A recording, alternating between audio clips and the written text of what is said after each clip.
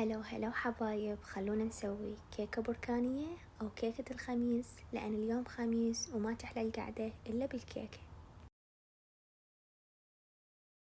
موادها كلش سهلة ومتوفرة بكل بيت. بيضة واحدة، كوب حليب، نص كوب شكر، ونخلطهم كلش زين إلى أن يتجانسون عندنا المواد.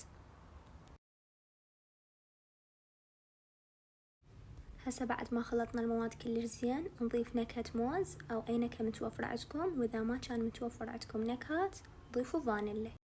بعدي أضيف باكيت بسكوت أوريو مطحون ناعم، وكوب طحين واحد، ورشة يل. طبعا هاي المقادير مالت كيكة حجم صغير.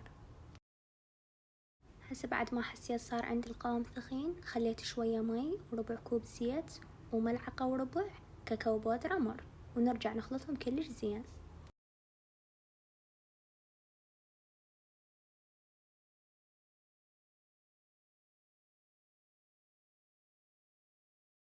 بعد نضيف ظرف بيكنج باودر واحد، وإذا كان القالب مالتكم حجم كبير ضاعفوا المواد.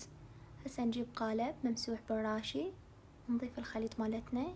هسه بعد ما استوت عندي الكيكة ذوبت نستلة، وضفت عليها علبتين قشطة وخليتها على الكيكة. وبعد زينوها بالشكل اللي يعجبكم. أنا زينتها بالصوص الأبيض، وبعد خليت عليها قطع من الأوريو. وهاي كانت وصفة اليوم حبايب، أتمنى عجبتكم، جربوها، ألف عافية. هذا الحلا حلال المشاكل، هذا اللي ما يحتاج تصحين أخوك يجيب قشطة، ما يحتاج قشطة ولا حتى جبنة. إيش طريقته مرة سهلة وسريعة. ركزوا معاي. بسكوت شاهي نغمسها بالحليب، نسوي دورين بسكوت شاهي.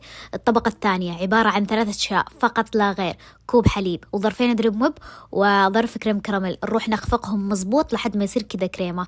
نحط هذه الطبقة ونقسمها. طبعا بحتاج منها طبقة، يعني بحتاج من هذا الأبيض بحط معه نوتيلا، يعني كنكهة أطعم. أضفت ملعقة نوتيلا، تقدرون تحطون أي نكهة أو شيء أنتوا تحبونه، وبس تنزلون الطبقة فوق الطبقة الثانية وتدخلونها بالثلاجة ساعتين، وعلينا وعليكم بألف ألف ألف عافية. قبل ما تسوون القهوة السعودية حطوه بالفريز، خلوه كذا ياخذ نكهة الآيس كريم. وعلينا وعليكم بألف عافية. مرة طعم، مرة حقيقي. أنا ما ذقتها بس مرة طعم والله، نادر يعني. أنا أثق بذوقها التام، فقال لي إنه طعم.